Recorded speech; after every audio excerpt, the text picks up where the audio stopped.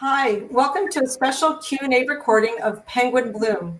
It's one of the 50 official selection titles at the 45th Toronto International Film Festival.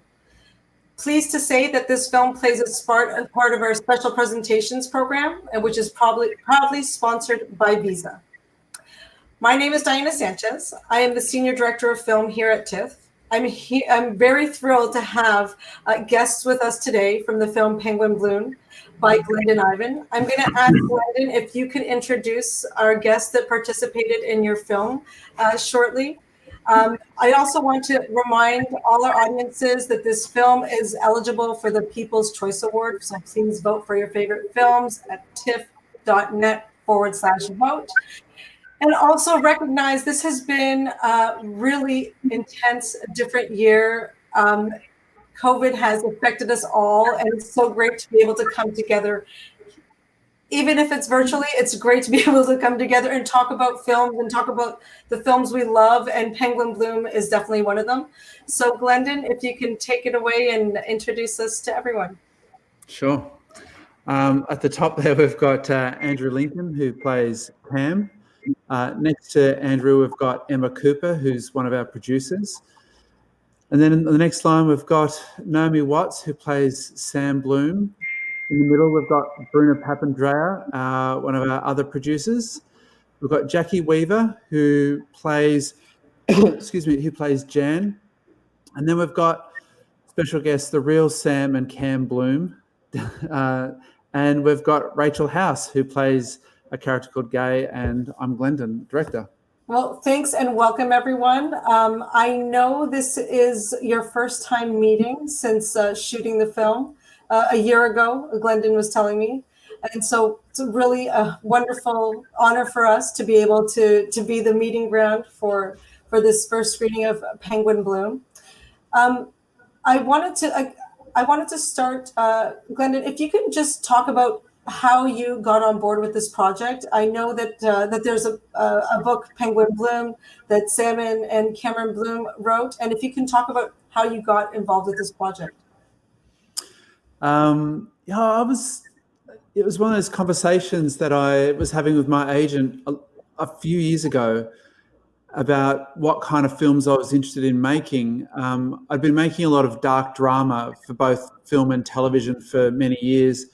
And it was a random comment. I said, I'd really like to make a film that had an animal in it. And it was just one of those little wish things that you put out there. And then probably 6 months or so later, she sent me the book Penguin Bloom, and she said, "Look, I know this is a bit left of field for you, but would you be interested in this book?" And I read the book, and it really struck me. It was unlike any book I'd seen before. It wasn't really a photo book, and it wasn't a biography. It was sort of in between all these different, kinds of books. But most importantly, I think that night after I read it to my daughter, who was probably 10 at the time, and she really enjoyed it, and I enjoyed it, and I thought, well, this could be a film. There's something in here that I'm responding to, and my daughter's responding to, and then I did some research on the book and realized that it was something that everyone liked. And I just thought, if I was going to do a film, I wanted it to be a film for everyone, and it had a really great story, and it was a different story, and it had an animal at the heart of it with Penguin, our magpie. So it was sort of a process from there on in. Yeah, after seeing the film, I suddenly want a magpie as a pet as well. I have to say you've done that. That was amazing to me. One of the questions I have also is about the point of view. We see a lot of the film from the point of view of Noah, and I was wondering why you chose to do that. Yeah, it's a good question, because it's a relatively simple story. The book, one of the beauties of the book is that it's very simple. And I think that's why it works, why it translates all around the world, and why, young and old enjoy this book.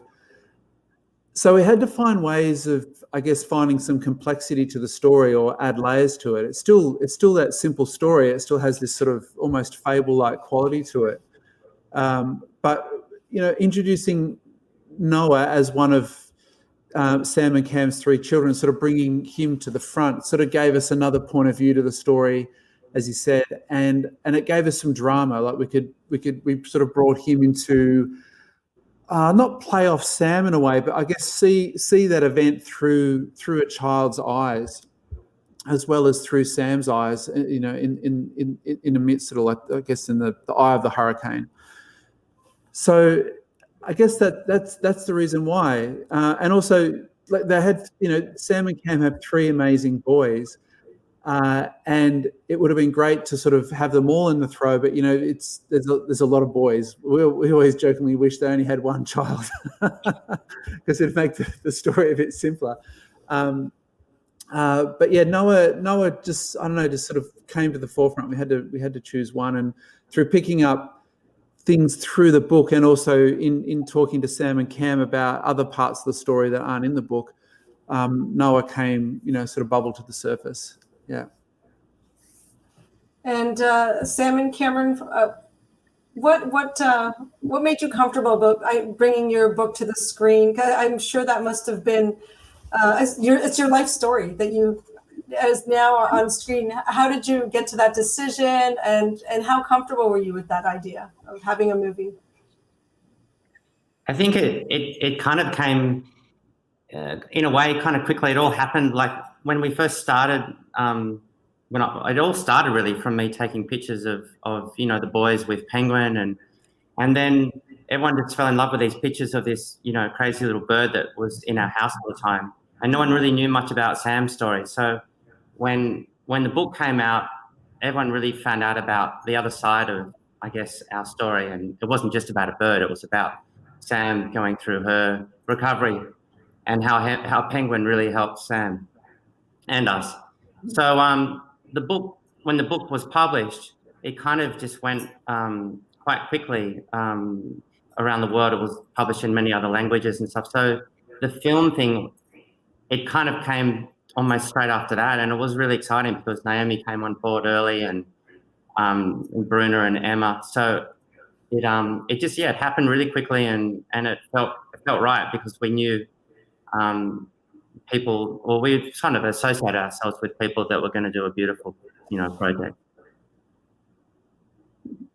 And so, yeah, Bruna and Emma, if you can, I'll ask each of you to talk about bringing this story to the screen. I'm sure it must have been challenging, working with magpies, working with children.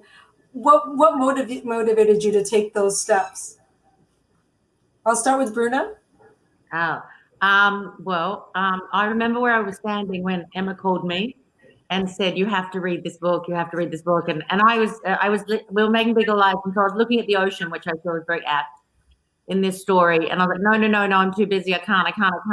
And then actually Cam put together this beautiful trailer for the book. And that's all I had to watch, actually, even before reading the book.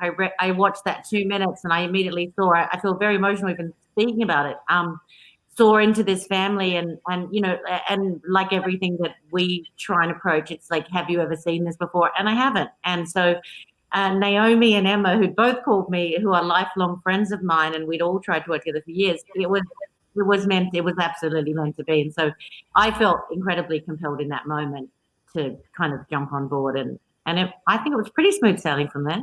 Emma? Yeah, no, I heard about the story first through Bradley Trevor Grieve, the author of the book, and you know, when he was, and I think, like Cam said, I like a lot of people didn't know Sam's story, and I think, you know, listening to that story, it's that real sort of punch in the guts, but then you have this incredible story, which is really the heart of it, about, you know, the connection between the human spirit and the wild, really, and nature. And to be, you know, involved in a film with an animal also as a lead, I thought was something really fascinating, and something that we hadn't really seen before. So, you know, I was very keen to get on board. And even though you shouldn't really work a lot with animals, it was, you know, it was something that was going to be really challenging, but, you know, an incredible story to bring to the screen. Yeah, it's really, really powerful, and that it speaks also to resilience, which I really love about it, which I think is especially resonant through what we're living now. So I really appreciate that. Yeah. I want to talk a little bit about Naomi and Andrew. If you can talk about, did you work with Sam and Cameron to work out your roles? And Naomi, that must have been physically such a challenging role. If Naomi, you can start telling us a little bit about that. Yes. Firstly, I just want to also add to that, remembering that moment, like Bruno said, I remember exactly where I was when I got the book. And it was a Sunday morning, and I pulled it out of the envelope that Emma had sent it to me in, and had the kids in the bed at the time. And I just remember them being really compelled by these images of Cam's, and me being really compelled with the story. And it is about, Sam's broken body and this family coming undone. But yet I was experiencing my family come together as we as we absorbed this story. And that was always what struck me as something quite beautiful, is how important it is to sort of acknowledge that a family is everything, and this was how she was going to survive, was by bringing the family together through this wonderful little bird that just suddenly appears. And there was so much poetry in that just moved me and my family, and here we are. But yeah, to go to the second question, was Sam and I met several times, well, over the span of a couple of years, I feel. Maybe it was a year and change. And suddenly it was all happening. And we had lots of conversations. Sam was incredibly generous with her time and, things that she wrote during the process of healing, which obviously were quite personal, but absolutely vital for an actor to put that together and make sure that you're, telling the truest version of her story. So it was wonderful to work so closely with Sam. I was really, really appreciative of that. Yeah, and I came to this. I owned the book. I'd forgotten that I owned the book, and I started reading the script. And about 3 pages in, I shouted to my wife, and I said, "Do you remember a book about a magpie? This extraordinary, beautiful book?" And she went, "Yeah, it's upstairs." So I ran up, and then got halfway through the script and started crying, and finished the script, and just thought it was the most beautiful story of hope, with humor, and then I relayed the story to my wife and cried again. And that's when I called my agent and just said I had to be part of this thing. It didn't matter. It was just such a beautiful thing to put into the world, I think. And then, of course, within a sort of week or so, I was surfing with Cam. He was desperately trying to put me on the biggest waves in Australia. And I think he realized very quickly that he got a Pommy playing him who wasn't as adept as he could have been on a surfboard. But fortunately, we cut all of those scenes, didn't we, Glendon? But the key thing that I remember, because obviously when we started work, I was interested in, a relationship that suddenly overnight instantly changes into a principal carer and someone being cared for. And I love the in sickness and in health sort of love story that we're telling. And so I was really, really, and I think everybody was very keen to make sure that we got the physical relationship absolutely right of the carer, and the intimacy and the problems within that no one can leave a scene. They're sort of forced together, and that I found that intriguing. That was very beautiful. How the relationship is portrayed and all that. There's a lot of generosity in the film that I think comes through, and I think Rachel, your character definitely speaks to that. Can you tell us a bit about your work on the film? Oh, well, I mean, I just want to say that, that was the environment. It was such a generous, set to walk onto, particularly having Sam and Cam around. They were there on the first day, and it was a lovely family feeling. Naomi had all her family there, and Gay, the real Gay, was there as well, and and all the kids and their parents. So I feel like that spirit just spilled out, everywhere. But I think we were all really aware of how privileged we were to be telling the story and how, generous Sam and Cam were to allow us to tell that. Yeah. Thank you. Sorry, what was the question? No, I wanted to talk. I'm talking about the generosity in your character. Has so much generosity in the film. Yeah. Yeah. I mean, Gay is a wonderful human being, as the Blooms will attest. Yeah, she was great. She was great to have around, and very much that character, very much so. Yeah. Thank you, Jackie. I loved seeing your character as the mother. There was moments that I think a lot of people that mother-daughter relationships are very well portrayed. I just wanted to know how you built the character.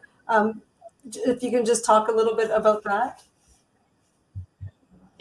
Well, Jan doesn't get much said about her in the book. So until I met the Blooms, and I was flying blind a bit, and I did meet Jan, and she was lovely. But I've had a mother. I haven't had a daughter, but I know that things can get touchy at times between all mothers and daughters, so it wasn't difficult to imagine. But my main motivation in doing a film is to work with Naomi, because I've just loved to work forever and ever. She's a real chameleon, and I love what she does. And Emma's been a friend of mine for a long time, and she sent me the book, and I, like everyone else, I cried and said, I want to do this. So. Yeah. I cried quite a bit during the film. It was very, very, very moving. I'm looking forward to reading the book as well. It's been just so lovely to speak with you all. I was hoping, Glendon, if you could have just a few words to our audiences about anything you want to leave them with. Now they're seeing your film. They've seen your film. They're coming to listen to us chat a bit. If there's some final thoughts you'd like to share. Ooh. I mean, it's very interesting having finished this film during a pandemic. I feel, and we've talked about this as a group, that there's some sort of, it's not purpose, we didn't do this on purpose, but it feels like it's almost like a metaphor for what the world's going through at the moment. Well, I always thought that what happens to Sam Bloom in the story is that, she's having a great life. It's a regular life. And then all of a sudden everything changes. And I thought that was quite a unique experience, although that could happen to anyone. But I feel like in a way, and this is not to take away from Sam's story at all, I feel like we're all experiencing that at the moment. We've all experienced our regular lives going along, and then all of a sudden everything changes. And, like Sam, we've isolated, we've shut the world off, we've had to, distance ourselves from friends and family. But, like Sam was, we're going to come out the other side. And I think we'll come out like Sam, like the same person, but different. I think, we will be the same people, but we've learnt a lot about ourselves and the world around us, and we will be different. So it sort of feels, I don't know, I always feel like I'm saying it's the perfect film for the time, but it feels like a film that has come out of this situation that we're in and sort of changed and adapted and become this, I don't know, like a metaphor, I guess. So I hope you enjoyed it. Well, thank you so much to all of you for joining us here at Virtual Tiff. Really looking forward to being able to do this in person again one day. And just Sam and Cameron, thanks for sharing your story with this world in so many ways. It's really, really a privilege and it's an honor to be able to share your story with TIFF audiences as well. Thank you. But we want to thank you guys. I mean, we're so lucky. Everyone was so lovely and compassionate. So, yeah, and we felt part of the team, which was awesome. So, yeah, thanks. Thank you all.